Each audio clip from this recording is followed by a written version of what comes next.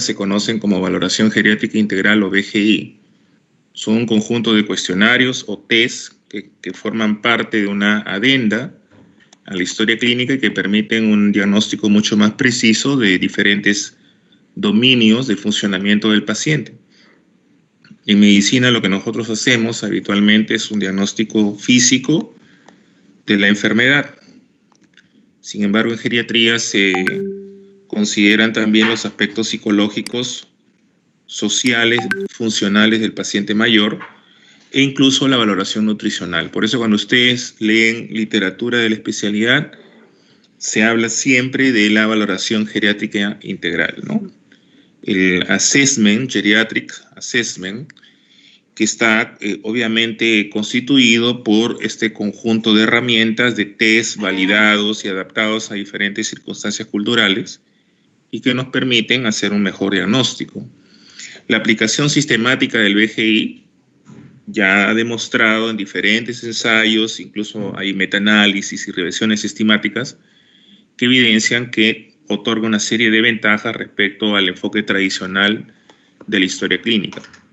Medicina interna habitualmente va centrada en el motivo de consulta o motivo de hospitalización. En cambio, en geriatría, la aplicación del VGI nos va a permitir la detección de problemas no reportados. Entonces, esa también es una diferencia bien importante. ¿Qué otra?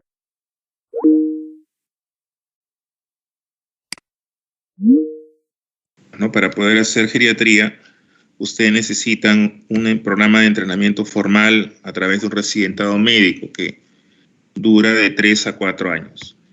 En la mayoría de universidades en el país, el residentado es de 3 años. Algunas tienen 4 años, que es lo ideal.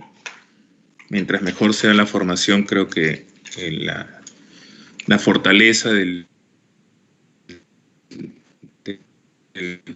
es lo mismo la posibilidad de brindar una calidad de atención. Entonces, otro comentario antes de poder revisar el primer video que trata de algunas experiencias de médicos jóvenes, médicos geriatras que nos van a comentar el por qué su elección en geriatría es el hecho de que en muchos países la elección de las plazas es por orden de mérito. No es que el médico ponga su solicitud. Acá se está colocando la primera opción y la segunda, ¿no? En muchos países la elección de las plazas está en función del orden de mérito en la graduatoria final del examen, por ejemplo, lo que sucede con el MIR, ¿no? El examen para el ingreso a la residencia médica en España. También existen otros exámenes como el ENARM, que es el examen nacional de residentado médico en México. Lo cual es a todas luces pues mucho mejor, ¿no? Tener una graduatoria general, global y las personas pues que van quedando abajo en la graduatoria no van a tener opción de poder escoger una especialidad. También la recomendación, que creo que el primer día les dije, ¿no? En el caso de los residentes, los hospitales pues ofrecen un determinado número de plazas y los primeros puestos siempre escogen las plazas más competitivas, donde hay mayor nivel de exigencia. Las plazas con menos nivel de exigencia y menos prestigio van quedando para las personas que están abajo en la graduatoria, ¿no? Entonces, eso es importante para que ustedes siempre traten de prepararse de la mejor manera. Bien, vamos a ver entonces el primer video y después haremos algunos comentarios, ¿ya? Doctor.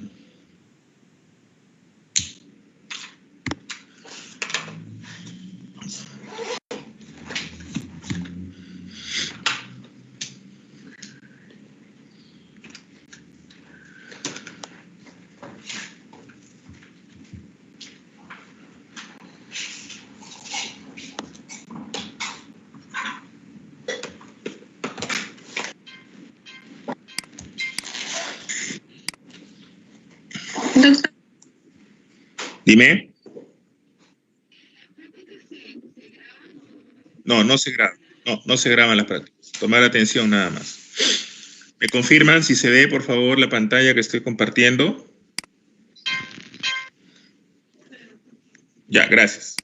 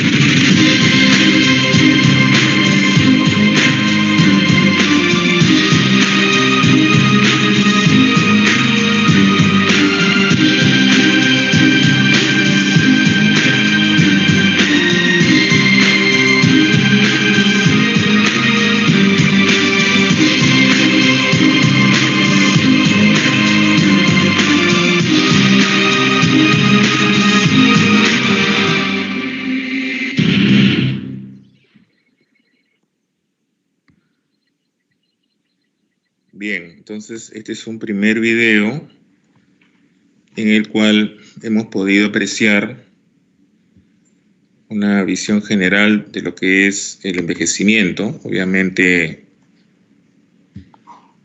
es un video introductorio, nos muestra la realidad del envejecimiento a nivel mundial, el hecho de que gran parte de la población sigue teniendo el concepto de envejecimiento bajo la sombra de los prejuicios y los estereotipos que nos impiden avanzar como sociedad. Segundo, nos muestran una realidad irrefutable, que es el hecho de que a nivel mundial la población envejece y lo sigue haciendo a un ritmo muy acelerado.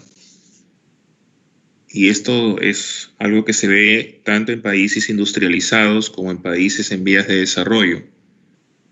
Actualmente, por ejemplo, en los servicios de medicina de los hospitales públicos del Perú, más del 60% de todas las camas hospitalarias son ocupadas por personas mayores. En consulta externa, el 60 al 70%, casi un 70% de la consulta externa en medicina y especialidades está constituida por personas mayores de 60 años. Lo mismo, el porcentaje de pacientes mayores en listas de espera de cirugía también ha aumentado de manera significativa. Hay que tener en cuenta de que las personas que vemos nosotros en los hospitales no representan una forma de envejecimiento usual o envejecimiento, mucho menos envejecimiento exitoso, ¿no? Son pacientes con envejecimiento patológico, tienen enfermedades y algún grado de discapacidad. Entonces, formarse una idea del anciano en base a lo que vemos en el hospital no es la mejor opción. Porque, repito, al hospital, en el Perú especialmente, al hospital va quien está enfermo y quien está realmente mal. Creer que la vejez es sinónimo de enfermedad, por lo tanto, es un gran error. Y ese error nos puede pasar la factura más adelante, tanto a nosotros, nuestros pacientes, nuestros familiares. Tomar decisiones en base a la edad cronológica de un paciente tampoco es una buena opción, debido a que el envejecimiento es heterogéneo. Al ser heterogéneo, entonces nosotros vamos a encontrar personas que pueden tener la misma edad cronológica, pero tienen diferentes situaciones funcionales. Algunos van a estar mejor desde el punto de vista funcional, van a ser autosuficientes y otros no. Algunos van a tener una situación, digamos, de dependencia y otros no. Así que sacar de la mente ese criterio de la edad simplemente en base al DNI de un paciente. Lo que interesa es saber cómo está el paciente, cómo se encuentra, porque eso es la mejor medida de su pronóstico en situaciones críticas, situaciones límites, que se pueden vivir más aún ahora en tiempos de pandemia, más aún ahora. ¿Okay? Otra de las cosas interesantes del video es que analiza así rápidamente los prejuicios que tenemos respecto a los adultos mayores, ¿no? Uno, se menciona el tema de la asociación entre vejez y enfermedad. Dos, el hecho de que las personas mayores no son atractivas. El hecho de que las personas mayores llevan generalmente una vida sedentaria, que son personas que no pueden liderar grupos, no pueden trabajar, no pueden estudiar, aprender nuevas cosas, no pueden disfrutar de la vida, no pueden hacer actividad física. Todas estas situaciones son comunes en nuestra sociedad, no solamente en el Perú, en otras sociedades lo mismo, ¿no? Y denotan de alguna manera expresiones de viejismo. El viejismo es la discriminación por motivos de edad. O sea, así como existe el racismo y el sexismo, también existe viejismo. O sea, la sociedad también discrimina a los adultos mayores y les pone una serie de, digamos, calificativos, ¿no? Bastante, en muchos casos bastante hirientes, o les limita el desarrollo personal. Invertir, por lo tanto, en la salud para llegar a un envejecimiento exitoso, que es un concepto que ya lo vimos la vez pasada, es una excelente opción en tiempos de rápida transición demográfica. Y es lo que deberíamos hacer de manera organizada, de manera consensuada. Deberíamos tener como país un plan nacional de envejecimiento, ¿no? Eso es lo que nos falta. ¿Alguna pregunta sobre el video?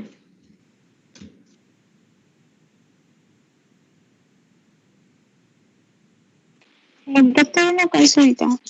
Usted hace un momento mencionó que hay un plan, ¿no? Del hecho de poder asegurar o brindar esta, no sé cómo llamarlo, como prevención tal vez, de que los adultos mayores puedan subir, mejor dicho, la tasa de enfermedad dentro de los próximos años. ¿Qué es lo que hace el Perú exactamente para que esto se dé? O sea, de repente, no sé, programas no sé, de integración de los preadultos mayores, tal vez, no sé cómo llamarlo, o adultos normales. O qué es lo que más se hace para que no hay un plan. Charo, perdóname. No, justamente la mención es que no tenemos el plan. No tenemos un plan de envejecimiento. Definitivamente que no lo tenemos. Y la prueba que no lo tenemos, una de las pruebas, una de las tantas, es que nuestro sistema de previsión social es bastante paupérrimo. Creo que ya lo mencionamos en la reunión anterior. Si tenemos el 70% de la población peruana que es informal, ¿cómo podemos construir un sistema de previsión social para todos? Cuando tenemos un 70% de las personas que no contribuyen con impuestos al Estado. Y era 70% en época prepandemia, no sé cómo será ahora, debe ser más. ¿Qué sistema de previsión social podrías construir si solamente tienes el 30% de la población formal? Esa gente que tiene la formalización es la gente que puede acceder a tener una cuenta en banco, es la persona que puede pedir un crédito para poder, un préstamo al banco para poder hacer una empresa, para poder comprarse un carro, una casa. Si tú eres informal, nadie te presta. ¿Quién te va a prestar? ¿Y por qué eres informal? En gran parte por la precarización del trabajo. Porque el trabajo es precario, porque nadie, los empleadores, en base a las leyes, no voy a entrar en política, pero funestas leyes de la década del 90, porque de ahí viene todo esto, ¿no? Precarizaron el trabajo. Entonces, un trabajador puede ser muy calificado, puede ser muy competente, un profesional, incluso médico, pero tiene que estar firmando un contrato todos los meses. ¿Te parece eso justo? Que un médico especialista esté firmando un contrato mes por mes, sin ningún beneficio laboral. O sea, esa es la situación. O sea, no es de ahora, esto viene de la década de los 90. Seguramente tus padres te van a explicar cómo es la cosa, de dónde vino, ¿no? Pero ahí está una de las cosas, digamos, ese es uno de los problemas que tenemos como nación, la gran informalidad. Entonces, si hay informalidad, tú no puedes ampliar la base tributaria, no puedes recaudar más impuestos. ¿Los impuestos para qué te sirven? Te sirven para construir hospitales, carreteras, escuelas, te sirven para poder brindar una pensión de supervivencia, para poder darle al ciudadano una pensión de jubilación. Para eso sirven los impuestos. El 30% que sobrevive dentro de los que estamos, afortunadamente nosotros, somos presionados y machacados todos los días por la SUNAT. O sea, todos los días tenemos que pagar impuestos. Es nuestro deber como ciudadanos. A veces ya abusan, ¿no? Como eso de querer controlar nuestras cuentas bancarias. Un abuso completamente inconstitucional que se esté metiendo con nuestro secreto bancario. ¿Ok? Esa es la realidad. No hay un plan de envejecimiento porque tenemos gobiernos que únicamente se dedican a ver su rédito, sus ganancias durante los 5 años que están en el poder. Simplemente porque el que llega al gobierno destruye todo lo que hizo el otro, esté bien o esté mal, y saca a toda la gente que está en los puestos de confianza, las autoridades, porque no existe carrera, línea de carrera, no existe meritocracia. O sea, tú eres funcionario del Estado, funcionario público, y tú sabes de que cuando cambie el gobierno vas a tener que salir, no te vas a poder quedar, porque el nuevo gobierno va a meter gente nueva, gente que no siempre está bien calificada. Esa es la situación del país. Y eso es lo que ustedes tienen que saber, así estamos. De ahí en adelante veremos qué pasa, pero no hay pues un plan nacional de envejecimiento, no hay. Debería haber, porque esto está cada vez más intenso, ¿no? ¿Ok? ¿Alguna otra pregunta?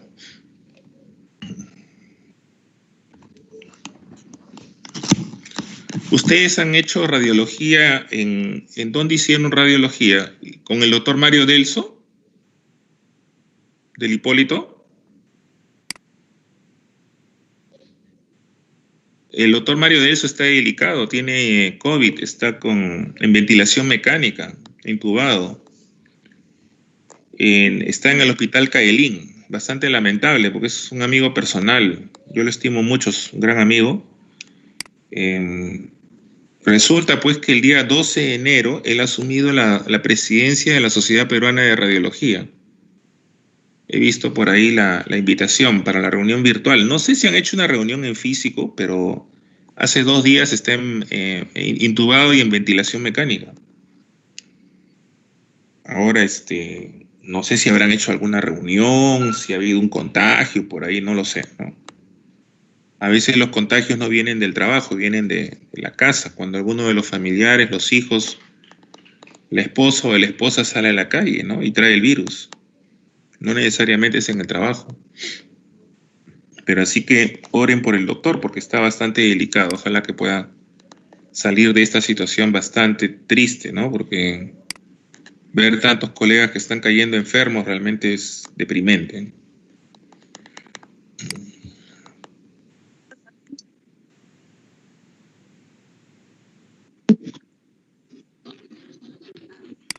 Sí.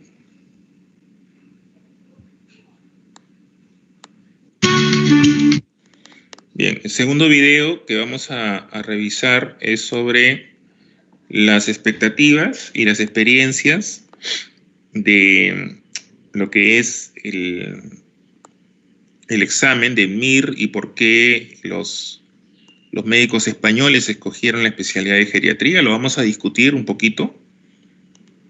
A ver, entonces voy a compartir.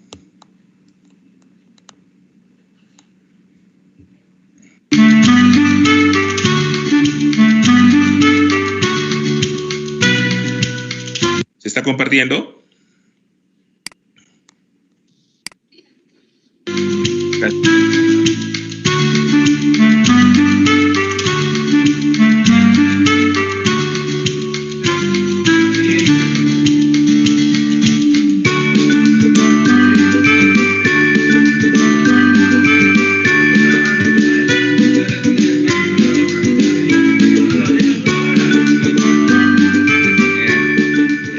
Hemos decidido realizar un vídeo desde el Servicio de Geriatría del Complejo Hospitalario de Navarra porque estamos convencidos de que nuestra profesión es la mejor de todas, de que nuestra especialidad médica es la mejor de todas.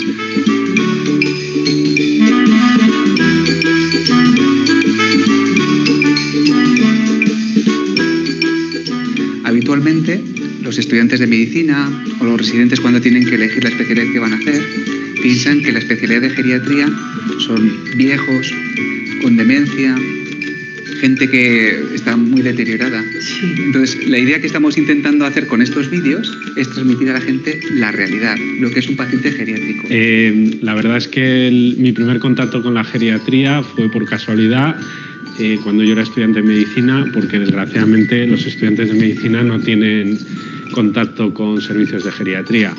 y lo que más me llamó la atención un poco es la capacidad o la visión que tienen los geriatras del paciente anciano, ¿no? Que normalmente en el hospital la filosofía tradicional es valorar la enfermedad, y en geriatría nos centramos un poco no solo en la valoración de la enfermedad, sino en la valoración de la persona de su forma global y dimensional, ¿no? La verdad es que yo no sabía muy bien qué hacer cuando hice el examen MIR. Sabía que me gustaba la medicina interna, pero bueno, quería un poco indagar en otras especialidades. Entonces, entre otras que también investigué antes de elegir la plaza, pensé en geriatría, ¿no? Entonces, una de las razones por las que al final me decidí para hacer esta especialidad es que no solo mira la parte médica de los pacientes, ¿no? Las enfermedades agudas y demás, sino que tiene mucha parte, miramos también la parte funcional, cognitiva, social, y eso hace que la valoración del paciente sea integral, y eso a mí me parecía que se ajustaba más a mi concepto de la medicina, ¿no? De ver al paciente en todas sus dimensiones y no solo por la enfermedad aguda. Yo lo elegí durante un periodo de mi vida que estuve trabajando en Inglaterra. Yo no conocía nada de geriatría y descubrí un mundo nuevo. Para mí, como para muchas personas, el concepto de geriatría casi podía llegar a ser peyorativo, pero allí descubrí realmente que era un mundo. Cuando volví a España, hice el MIR y tuve la suerte de elegir un hospital con un servicio de geriatría, como el de Getafe, y la experiencia fue realmente gratificante. Yo decidí hacer esta disciplina de la geriatría o la medicina geriátrica en parte por el gran futuro que veía la especialidad, ¿no? Teniendo en cuenta el gran envejecimiento de la población. Luego, a lo largo de los años, me di cuenta que realmente es una disciplina que no solo tiene mucho futuro, sino que tiene un gran presente. Dicen que la geriatría es el futuro, pero la realidad es que actualmente las tasas de envejecimiento son tremendas, y el futuro nos marcará una trayectoria ascendente. Entre el año 36 y 56 nacieron 14 millones de personas, y ahora esperamos que ese baby boom nos llegue a nosotros.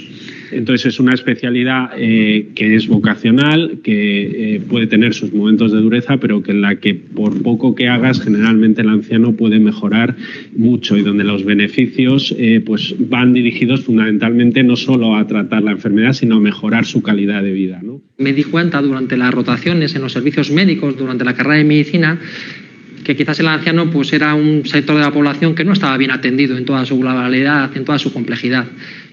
A mí me gusta porque es como nadar contracorriente. En una sociedad en la que todos son jóvenes y todos son estupendos y todos son competitivos, a nosotras nos toca pelear con los que ya no son jóvenes ni competitivos, y con los que lo que tienen que hacer es mantener su capacidad de su autonomía, y tienen que demostrar que son capaces de tomar decisiones.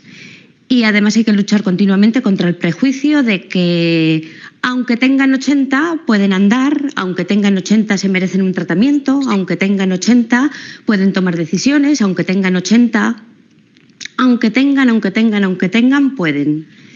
Y los que van perdiendo capacidad necesitan apoyo, pero necesitan apoyo como cualquier persona de otra edad que también pierde capacidad. ¿Qué me implica continuar? Fundamentalmente el compromiso profesional con la salud global, ¿no?, del anciano, y con los valores humanos de la medicina.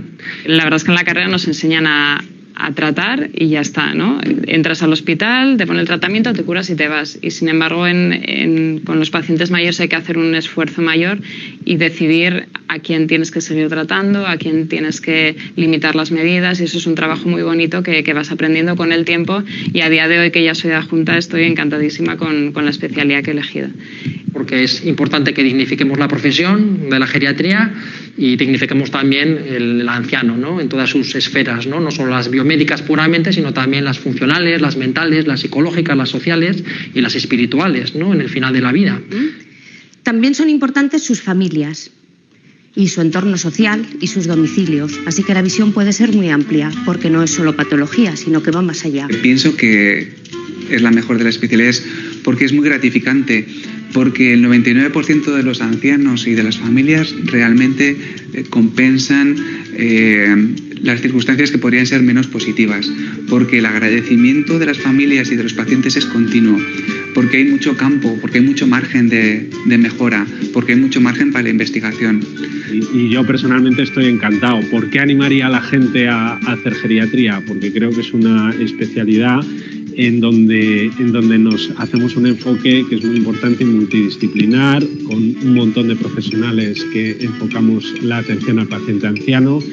Y por otra parte también es una especialidad compleja que también requiere pues, la formación en algunas disciplinas como la medicina paliativa y la bioética, que nos permitan de alguna manera afrontar con coherencia y con prudencia los conflictos que acontecen en muchas ocasiones en el final de la vida, ¿no? Junto con los familiares, con los cuidadores. Estos son los motivos fundamentales que me impulsan a continuar creciendo en esta disciplina, y os animo a todos vosotros que os lo planteéis cuando tengáis que hacer esta decisión difícil, pero que en buena medida seguro que os enriquecerá.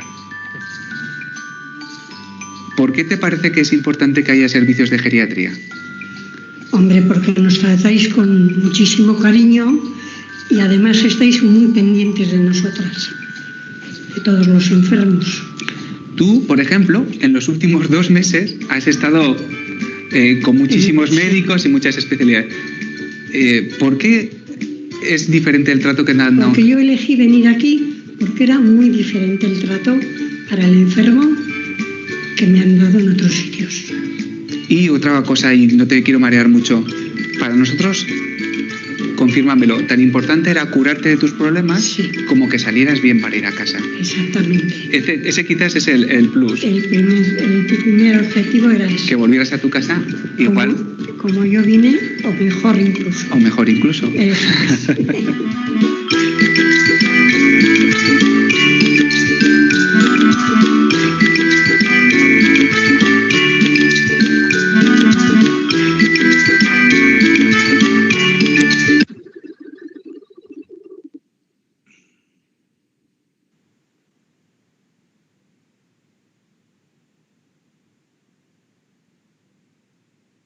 A ver, Julissa, tus impresiones del video.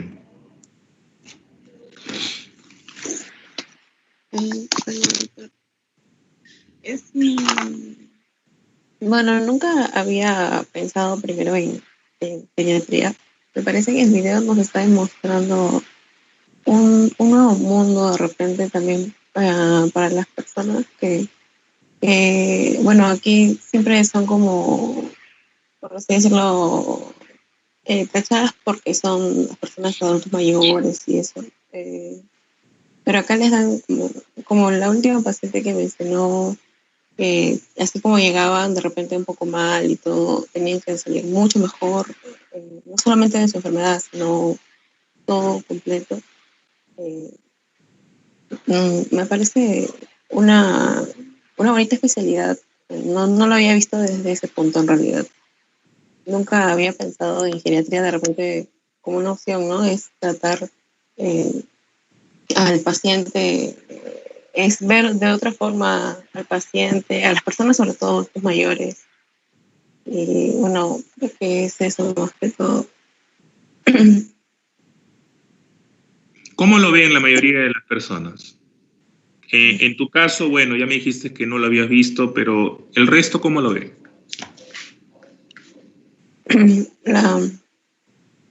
Bueno, ¿cómo lo ves esto?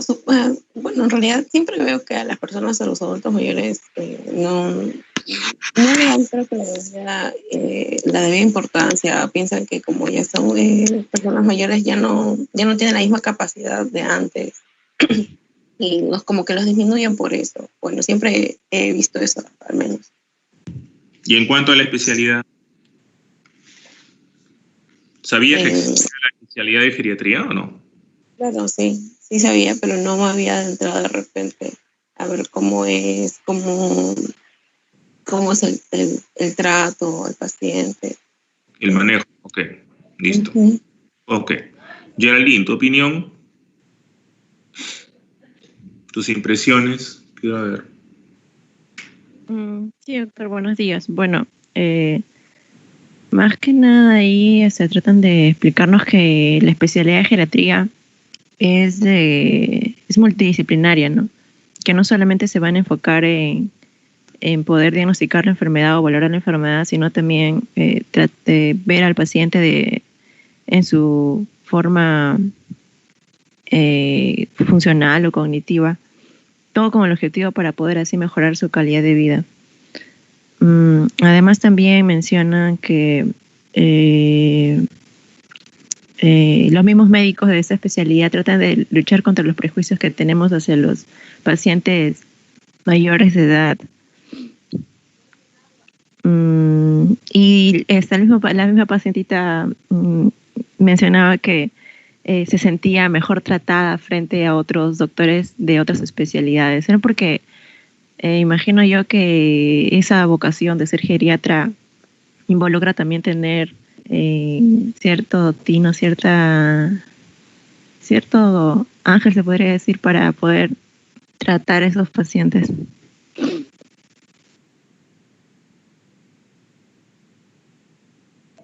Ok.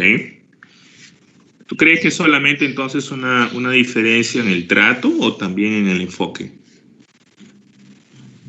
En el enfoque, doctor, porque, como dije, no solamente se enfocan en ver solamente qué es lo que tiene y diagnosticarle y nada más. Solamente, además de ello, también tratan de valorar todo, cómo se encuentra psicológicamente, a nivel cognitivo, o también involucran también a sus familias, ¿no? Muy bien, gracias. Max, ¿tu opinión? ¿Comentarios? Doctor, ¿se me escucha?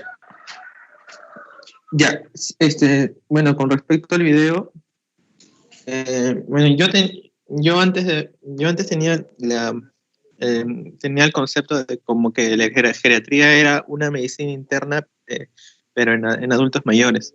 Bueno, en el video se menciona, ¿no?, que es una especialidad en el cual los médicos españoles han escogido. Mencionan que la mayoría de ellos les nació por vocación, y que es una especialidad en la cual se enfocan no en sí en la enfermedad, sino en el paciente desde un enfoque global, o sea, que ya abarca no solo lo médico, sino lo social, por ejemplo, mencionaron desde su familia, y que también mencionaron que para a futuro el número de pacientes adultos mayores sí va a incrementar. Por eso yo lo relaciono que el campo laboral para esta especialidad a futuro va a ser mayor por el número de pacientes que se estima. Y ¿qué más? Bueno, eso sería, doctor. ¿Sigues pensando que es la medicina interna del adulto mayor, entonces? Ya no mucho, doctor, porque esta es una especialidad que abarca ya más de lo clínico ya. Es algo más, algo más global, que no solo abarca lo médico. Es otra cosa, es diferente, no es la medicina interna del adulto mayor. De lo contrario, pues los médicos internistas serían geriatras, ¿no? Aunque algunos se hacen pasar como geriatras. Pero es una cosa completamente distinta. Es como si un médico internista se dedicara a hacer pediatría, ¿no? Y dirías, pues, la pediatría es la medicina interna del niño, y eso no es así. También partamos del hecho de que la biología del envejecimiento, o sea, te configura una persona o un individuo que es completamente diferente. O sea, desde el punto de vista biológico, la forma como funciona el organismo en edades extremas, la forma de presentación de las enfermedades, la fisiopatología, la clínica, el manejo de los fármacos, es completamente diferente, ¿no? Totalmente diferente, ¿ok? Sharon, ¿tu opinión? Sí, doctor, justo estaba pensando qué decir, porque así como lo manifiestan también los doctores en el video, para ellos fue algo nuevo, ¿no? Algunos no sabían o solamente lo miraban de manera externa, no habían llegado a vivir tal vez o a convivir con la especialidad como tal. A mí me ha tocado personalmente los últimos, 6 meses, poco más, tratar de, ¿no?, también tener ese contacto con los doctores directamente por mi abuelo. Y se ve ese cambio de repente, como cuando has llevado, también he tenido mi hermanito, y vas a un pediatra, ¿no? Y tiene ese trato distinto como con un niño, exactamente igual como lo tienen con un adulto mayor. La paciencia es una, el saber transmitir de repente la enfermedad que esté cursándole o lo que le aqueja al paciente en ese momento, saber que lo entiendan y sobre todo que sepan seguir indicaciones, que es lo importante, ¿no? Porque si no, no podrían cumplir con la función que se les asignó en ese momento. Y que entiendan, sobre todo, ¿no?, que los pacientes que entiendan sobre su estado en ese caso. Entonces yo pienso que es un conjunto de situaciones que deberían manejar, ¿no? Los doctores o los especialistas en ese caso de la geriatría, que yo también lo desconocía, ¿no? Y bueno, eso creo que es lo fundamental. Es importante saber también entender que no todo se trata de lo clínico, como lo manifestó también mi compañero, sino que va más allá, ¿no? Va más allá del entorno, de que tenga que preocuparse por, de repente, si está con su familia, si está solo, no sé, son muchas cosas que no se conocen, ¿no? Y que ahora, de repente, que es necesario ahorita que lo estemos llevando como curso, entenderlo, ¿no? Para poder también conocerlo, poder transmitirlo, y si en algún momento se logra, pues, gustar o por ahí tener esa inclinación, pues bonito, ¿no? Bonito para seguir conociendo, que es lo importante. Eso, doctor. Muy bien. No entendí esa parte donde dices que le dan un trato similar al que le darían a un niño. ¿Podrías explicar mejor? No entendí esa parte. Sí, por ejemplo, cuando un pediatra, ¿no? Vamos a un pediatra, de repente el pediatra trata de que el niño, como no suele ser muy claro de repente con lo que siente, porque no es una persona adulta, de repente no puede manifestarse tal cual. Entonces, a veces los ancianos ya dejan, algunos, ¿no? Dejan de poder comunicarse como pueden hacerlo, dependiendo de la edad también o de la enfermedad que lo aqueje. Entonces, esta capacidad que tienen de poder interpretarlos o de poder saber qué es lo que tienen o llegar a entenderlos, qué es lo que se quiere, eso es bastante admirable, creo yo, ¿no? No solo, por ejemplo, en el caso de los pediatras, con los niños, que por más que estén los padres ahí al lado, siempre tratan de buscar, ¿no?, de que el niño se sienta bien, que no se asuste, X, ¿no? Pero en el caso de los ancianos puede ser comparable en ese sentido, porque también a veces no se sabe cómo llegar, no se sabe cómo que el paciente no sabe cómo expresar lo que siente en ese momento, y el hecho de interpretarlo es bastante, ¿no? Como voy a repetir, admirable, porque o ellos se forman, mejor dicho. Si se forman para ello, para poder interpretar eso, creo que eso es lo más resultante de cada especialidad, ¿no? O en este caso comparable. Uh-huh. Eso que mencionas, esa capacidad de poder interpretar o poder recoger información de grupos vulnerables, tiene que ser una capacidad desarrollada por todos los médicos, no solamente por pediatras o geriatras. Todas las especialidades deben desarrollar eso, porque eso es inherente al acto médico. No es de que yo voy a ser más técnico con ciertos grupos de edad y con otros grupos de edad voy a ser más o igualmente técnico, pero con mayor sensibilidad o empatía. No es así. O sea, tu visión, eso es lo que tú mencionas, que yo sé lo que estás hablando. Entiendo de que tú no estás diciendo de que los adultos mayores son niños o se comportan como niños, eso está claro, ¿no? Porque hay gente que lo piensa de esa manera, ¿no? Dicen, el adulto mayor es como un niño, se comporta como un niño, y eso es falso, es infantilizar la vejez, ¿no? Entiendo que ese no es tu punto de vista, lo que tú me estás diciendo es que la capacidad o esa sensibilidad o ese ojo clínico o esa destreza que tienen los geriatras de poder trabajar con este grupo difícil, ¿no? Es la misma o podría compararse con lo que hace un pediatra. Entonces, esto que tú dices debería ser para todas las especialidades, no solamente para los grupos vulnerables. O sea, nosotros como médicos y ustedes cuando salgan de la universidad deberían tener ya por lo menos la base.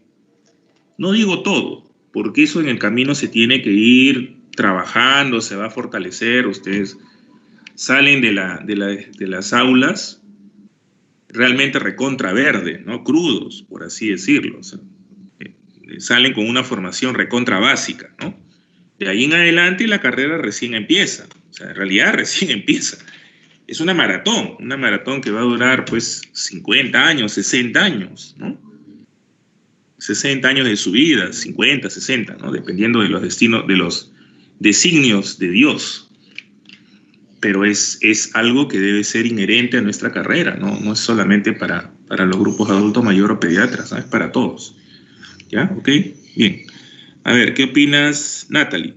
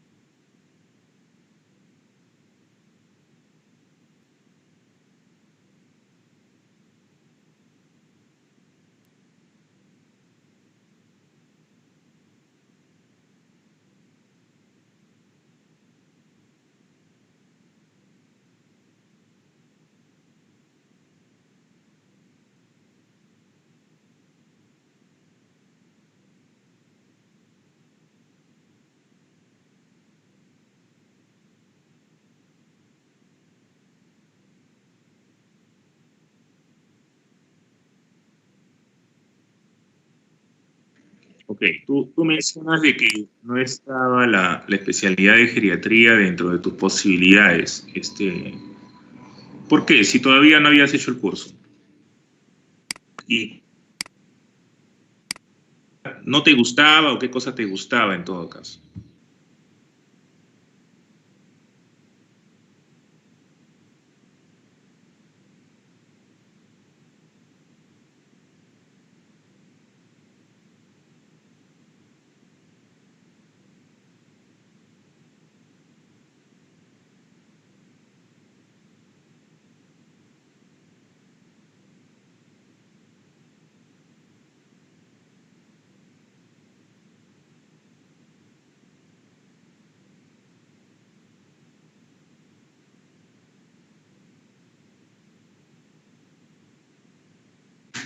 Claro, lo que mencionas es cierto, ¿no? Hay estudios que han mostrado de que la cantidad de vocaciones para la especialidad de postulantes a los programas de residentado médico aumenta cuando los estudiantes son expuestos en pregrado a cursos de geriatría.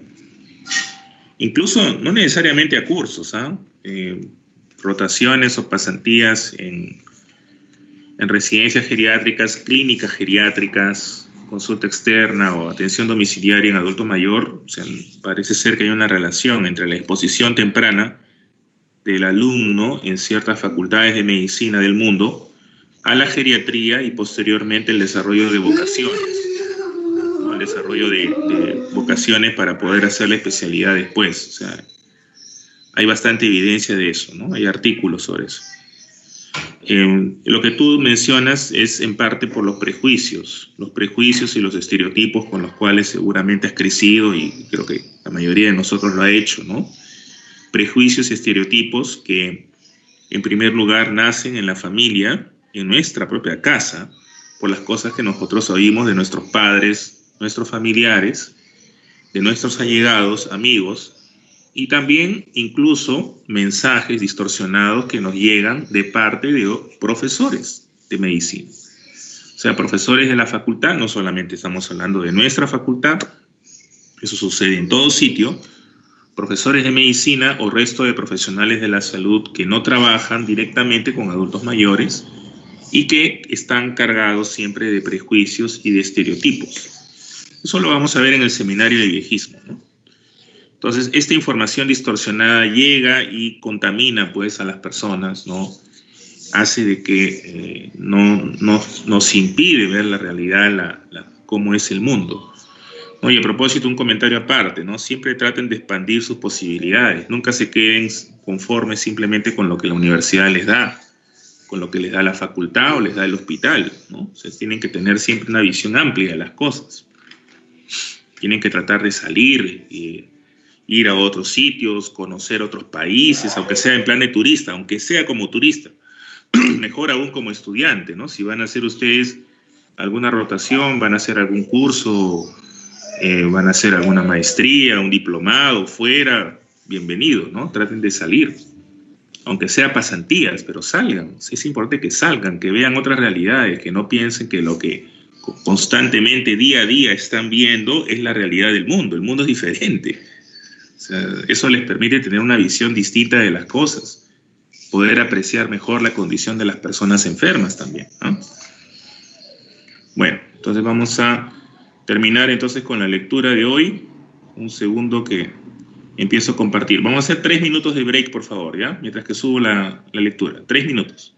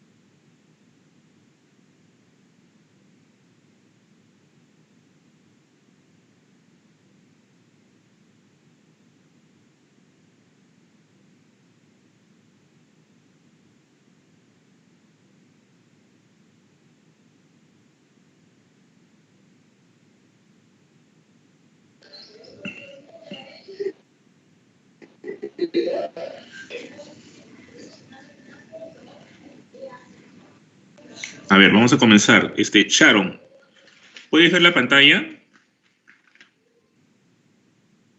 Sí, doctor. Ya.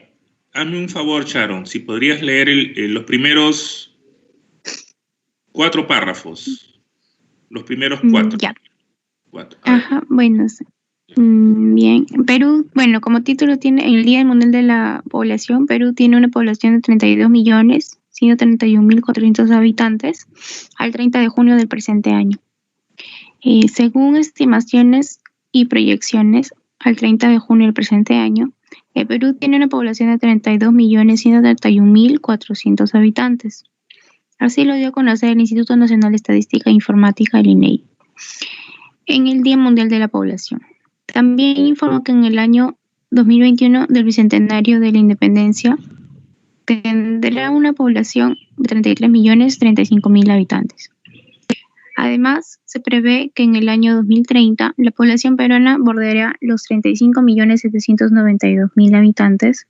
En el año 2040 van a ser 38.023.000 y a mediados del siglo XXI de 39.363.000 habitantes.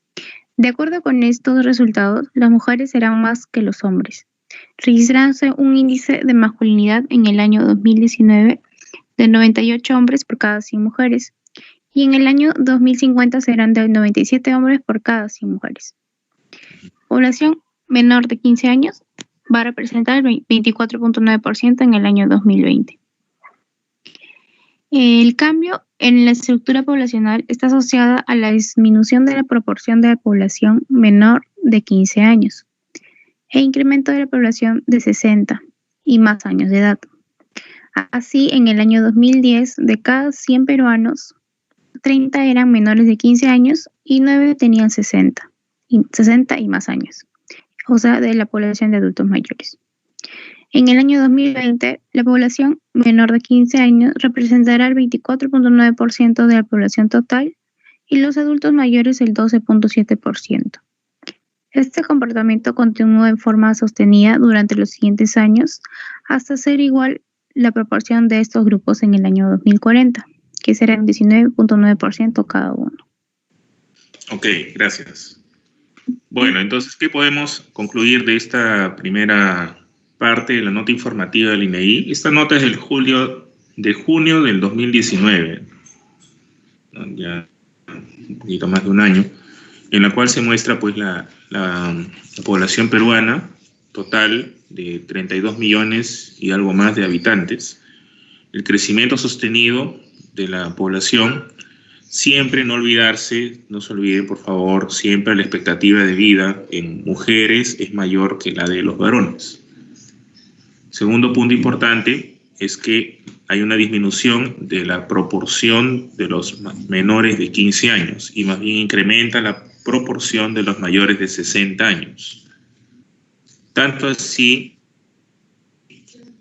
que para el año 2040, o sea, de aquí a 19 años, vamos a encontrar que se van a poner ya a la par. O sea, en el Perú vamos a tener en el año 2040 igual número de menores de 15 años respecto a mayores de 60.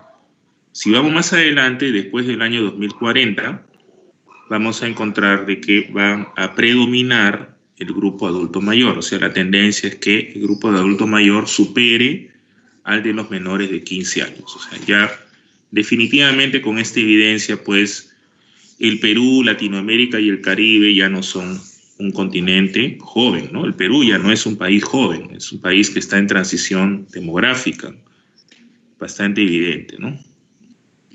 A ver, Yulisa, por favor, los siguientes 4 párrafos.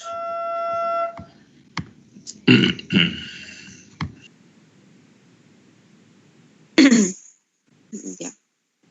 Entre los 2010 y 2030, la población de 60 y más años se duplicará. Al analizar el comportamiento de la población total de la población de 60 y más años, así como el grupo de 80 y más años, en ambos casos se incrementa la proporción de estas en forma progresiva.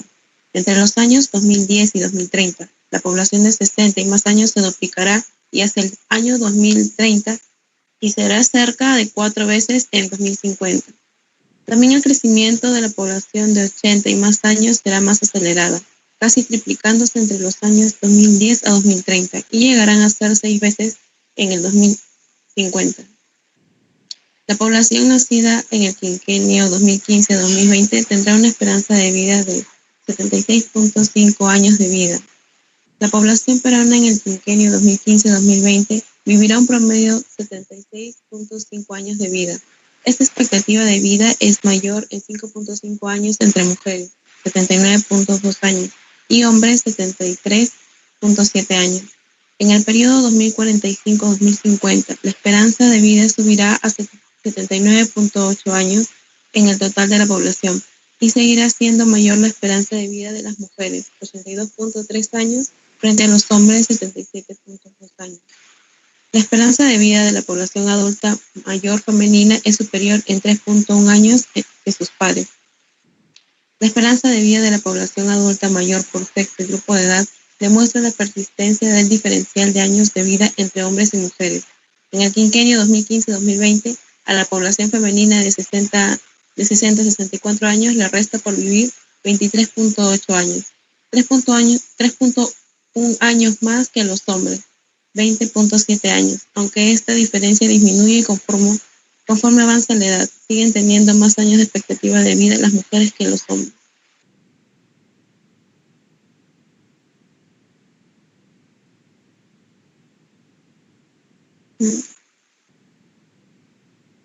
Doctor.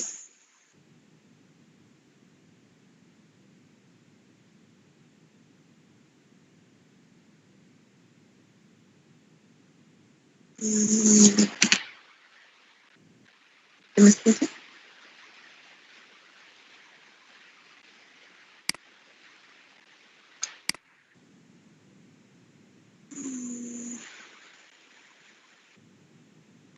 Doctor, ¿puedes subir un poquito más el eso para que el Yuri lo lea? Creo que se colgó. Ay, seguro su internet.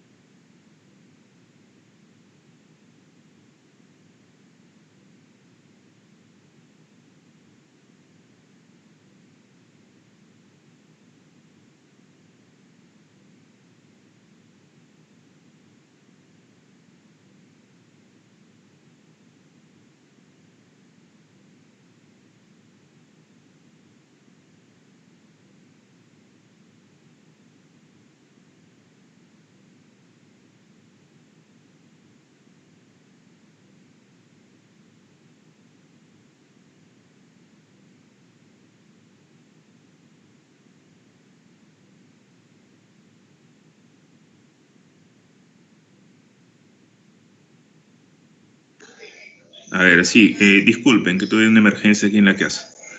Bueno, entonces en los dos primeros párrafos mencionan que el grupo etario mayor de 60 años es un grupo con crecimiento rápido.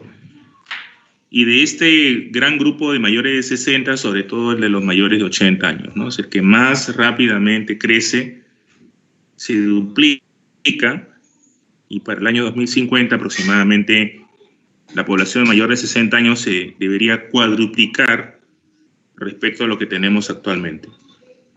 En el caso de las personas mayores de 80, el crecimiento va a llegar a ser 6 veces más para el año 2050.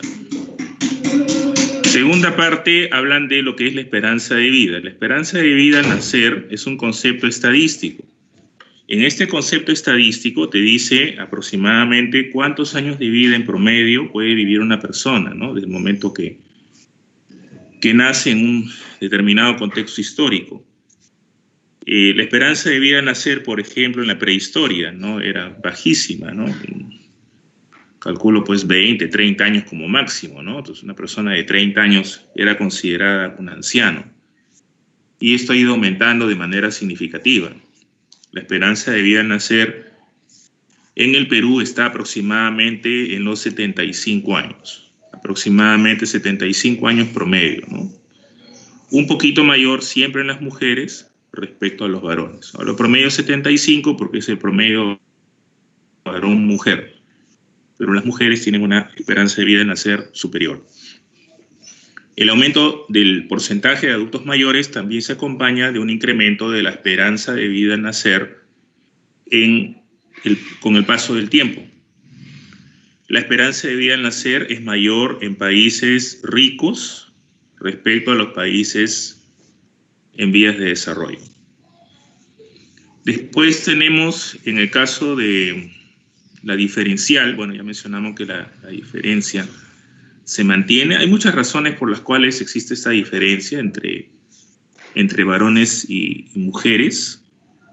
Parece ser que hay un motivo biológico. Se habla mucho del efecto protector antioxidante de los estrógenos. También se menciona que la carencia de hierro que se deriva de las menstruaciones podría ser un mecanismo de protección. El hierro es un cofactor que está presente en todas las reacciones de oxidación celular, ¿no? Entonces, hay bastante información sobre esto. Max, ¿podrías continuar?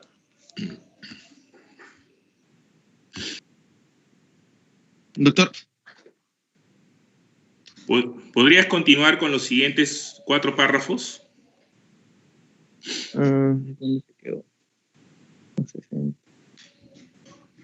Desde entre el 2000... No, ya lo Tasa de mortalidad infantil. Sí. A ver. Tasa de mortalidad infantil en el quinquenio 2015-2020 será de 13... No se ve, doctor. Doctor, lo bajó muy... ¿Lo puede subir un poquito, doctor? No se ve. Ya, vamos a tener... Ya, la tasa... ya lo veo, doctor. Ya. Ver, será de 13 de función...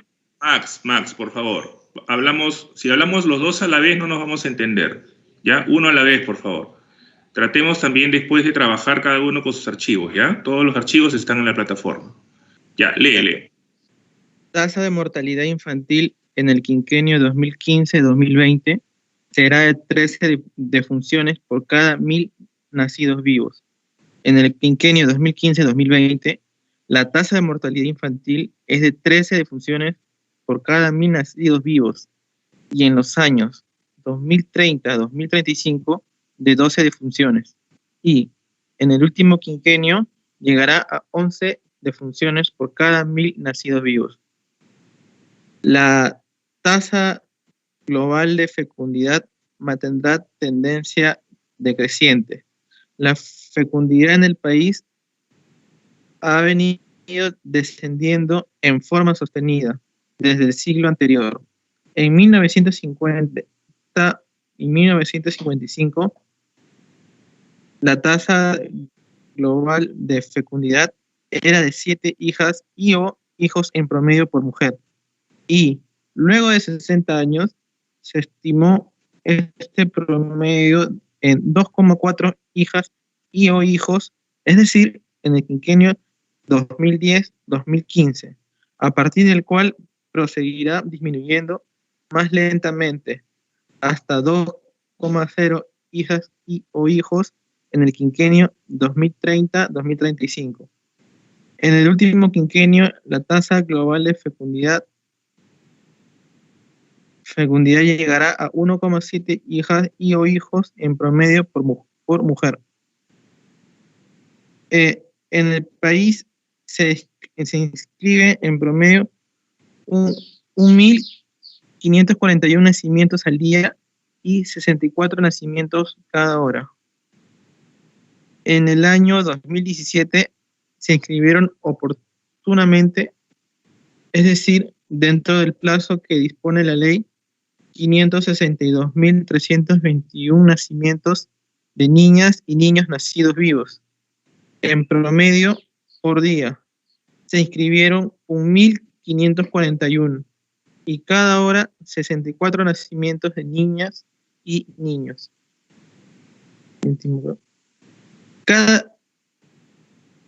Cada día se registran 411 defunciones y cada hora se registran en promedio 17 muertes.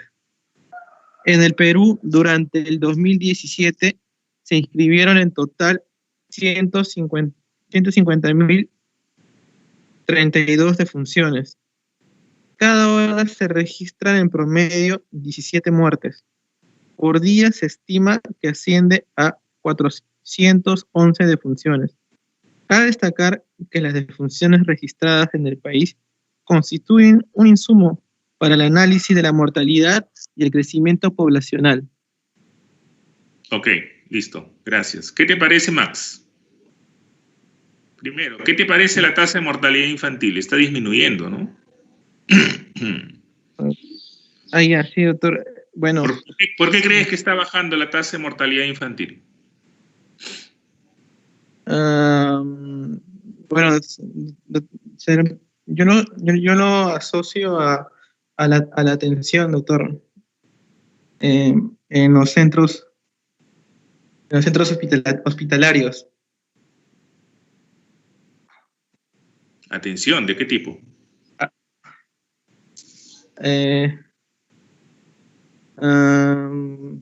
Desde atención del parto, doctor. Bueno, también tendría pero que no venir... necesariamente hospitalaria, ¿no? Digamos, la atención sanitaria, ¿no? Más global, ¿no? Porque... En el primer nivel de atención. Claro, desde el primer nivel, porque no necesariamente las personas pues van a llegar al hospital, ¿no? Se supone que existe atención por niveles y que hay ciertos pacientes que deberían ser manejados en nivel 1, nivel 2, pero ¿qué pasa? En el Perú seguimos pensando que la única sede donde se hace medicina son los hospitales. Entonces todo el mundo se ocupa en derivar pacientes. Cuando ustedes sean médicos generales, espero que no manden pacientes al hospital, sin sentido, ¿no? Pero nos mandan, y después no existe manera de hacer la contrarreferencia. Paciente que llega al hospital ya nunca retorna a su centro de salud, ¿no? Se queda en el hospital. Entonces, por eso que los hospitales colapsan, porque no tenemos personal ni suficientes equipos y tecnología para brindar atención a todos, ¿no? Ya, muy bien. Segundo punto, entonces la tasa global de fecundidad también se ha reducido. Y es dramático, miren. En el quinquenio 1950-1955 era de 7 niños promedio por mujer. 7 por mujer. En el último quinquenio, dice, entre el 2030, entre el 2030 y 2035 llegará a 2. Esto también lo hemos discutido en el curso de la clase que tuvimos el día viernes. Mencionábamos de que existen varios motivos, ¿no? Incluyendo el aumento del costo de vida, el acceso a una mejor educación, mejor nivel educativo de la población, la facilidad de poder recurrir a mejores métodos de planificación familiar, también obviamente las necesidades personales y profesionales de desarrollo, las cuales posponen la edad de creación de la familia y del nacimiento del primer hijo. Todo eso influye en que el número de nacimientos sea reducido. El aumento del costo de vida seguramente es un factor predominante. Después mencionan lo que es el número de nacimientos promedio, 1.541 por día, 64 por hora, en el Perú, y el número de defunciones. Si se observa, el número de nacimientos todavía sigue siendo superior al número de defunciones, o sea, tenemos una tasa de reposición positiva, ¿no? Otros países están en una situación diferente, ¿no? Hay países en los cuales tienen una tasa de reemplazo negativa, o sea, nace menos gente respecto a la gente que fallece todos los días. En el Perú todavía lo mantenemos. Muy bien. Sharon, ¿podrías terminar con los últimos 2 párrafos?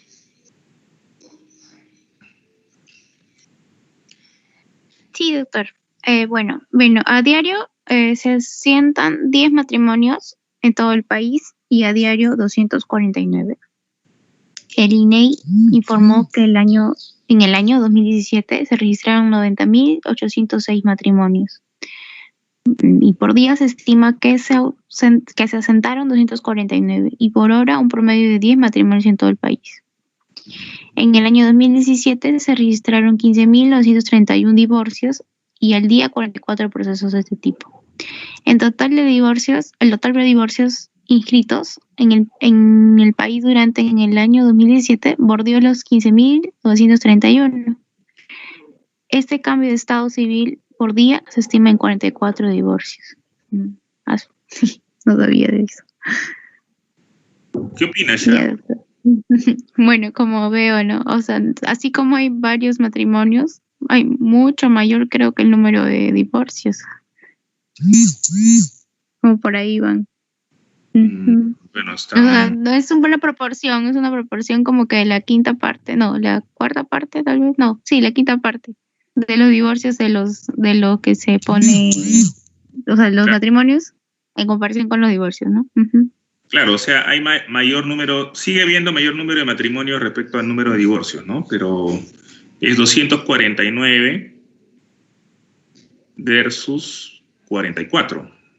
Es 249, dice, de matrimonios y divorcios 44. Sin embargo, creo que el comentario cae por sí solo, ¿no? Gran parte de las parejas no tienen una unión matrimonial, sino conviven. Entonces yo creo que habría que complementar este dato, ¿no? El dato correcto sería el número de parejas que conviven, porque estoy seguro que sobrepasa el número de personas que tienen una unión legal, ¿no? Aunque para la ley, y es genial, las parejas que conviven tienen los mismos derechos y responsabilidades que las parejas que se han unido por matrimonio civil, ¿no? Es para la ley. Sin embargo, aquí el análisis está incompleto, ¿no? Faltaría saber el número de parejas convivientes. Esto del incremento del número de divorcios es correcto, ¿no? Razones de todo ello, bueno, son múltiples. Muchas razones. Muy bien, yo creo que sería todo. Bien, no sé si hubiera alguna pregunta sobre lo que hemos hecho hoy, alguna duda.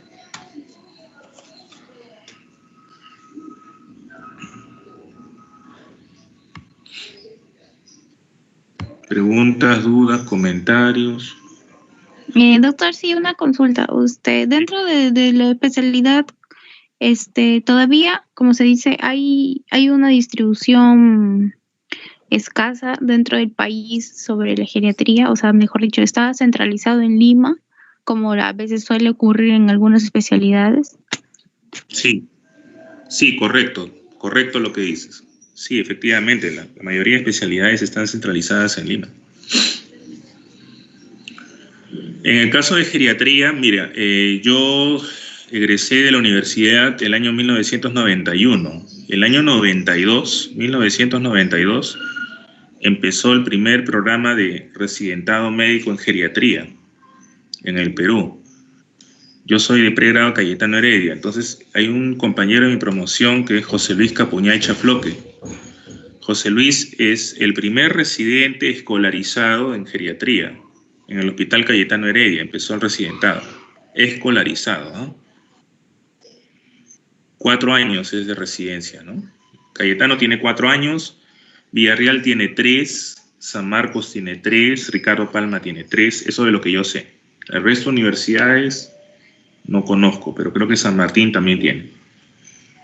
Entonces José Luis es primera promoción y en el 92 él ingresa a geriatría y yo en el 92 éramos 78 en la promoción de pregrado de la universidad. En el 92 yo viajé fuera del país, estuve en Italia haciendo la especialidad de geriatría, he estado casi 6 años allá. Y después sí, ya empezaron a salir más residentes, ¿no? Actualmente ya aproximadamente somos 300 geriatras en el Perú. Pocos para cubrir seguramente las necesidades, nunca vamos a poder ser suficientes. Eso implica que debemos de fortalecer el trabajo de otros especialistas como los médicos familiares, hacen medicina familiar comunitaria, y también los médicos generales, ¿no? Y obviamente médicos internistas. O sea, no podemos abarcar toda la población. Es igual en el caso de los psiquiatras. Nunca van a haber suficientes psiquiatras para tratar todos los problemas de salud mental del país. Es imposible. O sea, decir que faltan más psiquiatras, faltan más endocrinólogos para ver la diabetes es un error. Ningún país del mundo funciona de esa manera. Todos los países tienen un sistema de atención primaria, ¿no? Que está a cargo mayormente de médicos generales, pero lo importante es que estén entrenados para poder resolver las cosas, los problemas de los pacientes. No se trata de generar más endocrinólogos. Y sí existe también esa distribución, ¿no? Una distribución centrada pues en la capital, ¿no? Con mayor número de especialistas en el país, en la ciudad de Lima. ¿Alguna otra pregunta? Doctor. Doctor. Sí, te escucho, dime. Una consulta. Y su campo laboral, aparte de abarcar lo que es centros hospitalarios, ¿qué otras ¿cómo se dice? Instituciones el geriatra podría trabajar? Podría ser, por ejemplo, claro, por ejemplo, podrían ser estos centros del adulto mayor o asilo, ¿podría ser? Sí, el campo de trabajo, eso es una gran ventaja de la geriatría, ¿no? Tú puedes trabajar en atención domiciliaria, por ejemplo, hay geriatras que trabajan en PADOMI, en el programa de atención domiciliaria de la salud.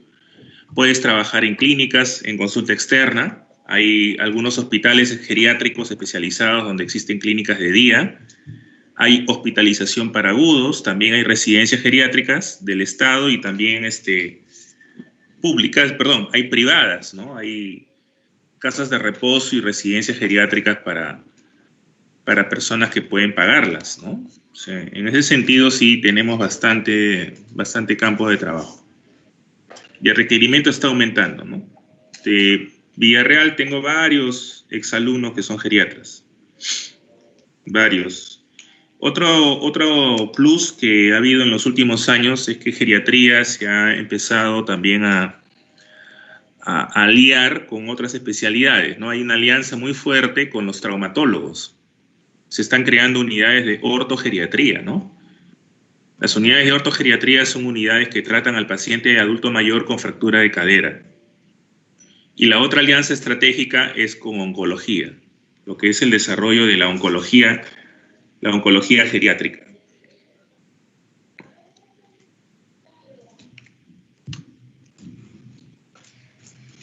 Ok, doctor, gracias. Muy bien.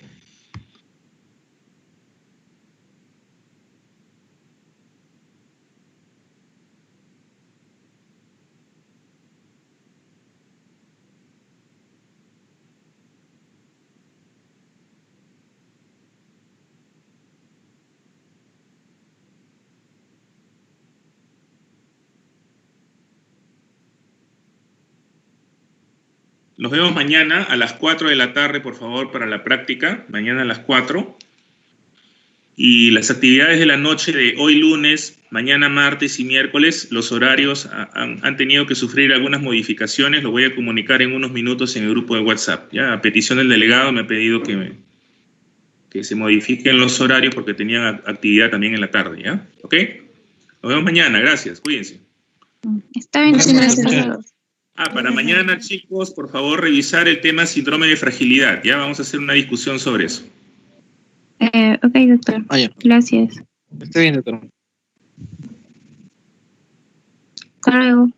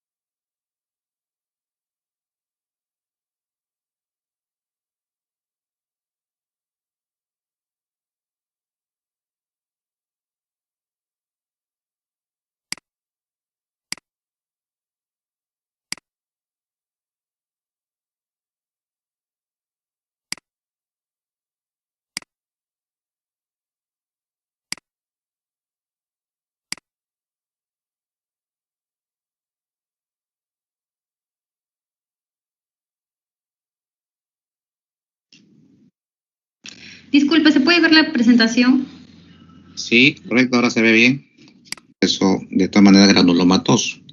En cuanto a bacterias, ya hemos mencionado que Brucella es una buena posibilidad. Tuberculosis también produce una enfermedad granulomatosa en cuanto a bacterias.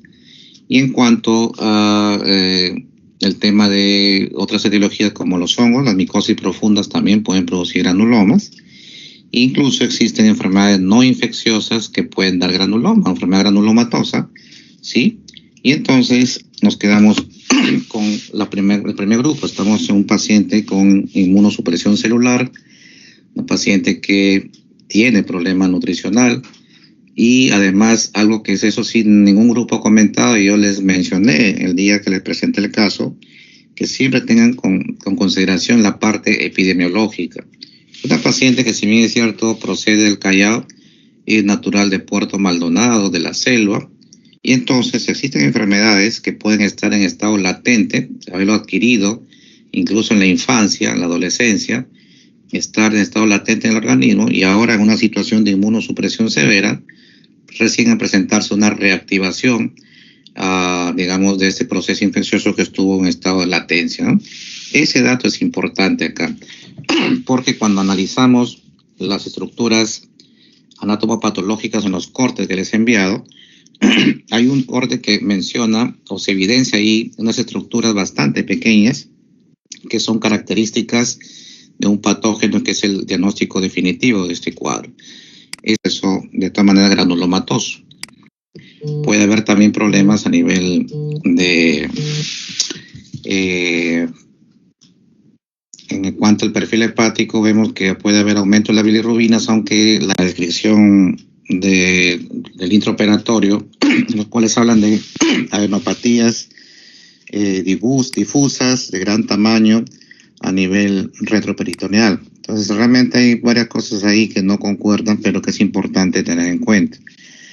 Sin embargo, cosas que van también, digamos, en desmedro del diagnóstico de tifoidea, es que estamos notando acá un patrón colestático importante que no se ve muy frecuentemente en tifoidea. Si bien es cierto, puede haber elevación de fosfatasa alcalina, pero el patrón colestático se ve más en enfermedades granulomatosas, como el caso, por ejemplo, si hablamos de bacterias. Hay varias cosas ahí que no concuerdan, pero que es importante tener en cuenta. Sin embargo, cosas que van también, digamos, en desmedro del diagnóstico de tifoidea, es que estamos notando acá un patrón colestático importante que no se ve muy frecuentemente en tifoidea. Si bien es cierto, puede haber elevación de fosfatasa alcalina, pero el patrón colestático se ve más en enfermedades granulomatosas, como el caso, por ejemplo, si hablamos de bacterias, el caso, por ejemplo, sin embargo, cosas que van también, digamos, en desmedro del diagnóstico de tifoidea, es que estamos notando acá un patrón colestático importante que no se ve muy frecuentemente en tifoidea. Si bien es cierto, puede haber elevación de fosfatasa alcalina, pero el patrón colestático se ve más en enfermedades granulomatosas, como el caso, por ejemplo, si hablamos de bacterias, el caso, por ejemplo, de Brucella.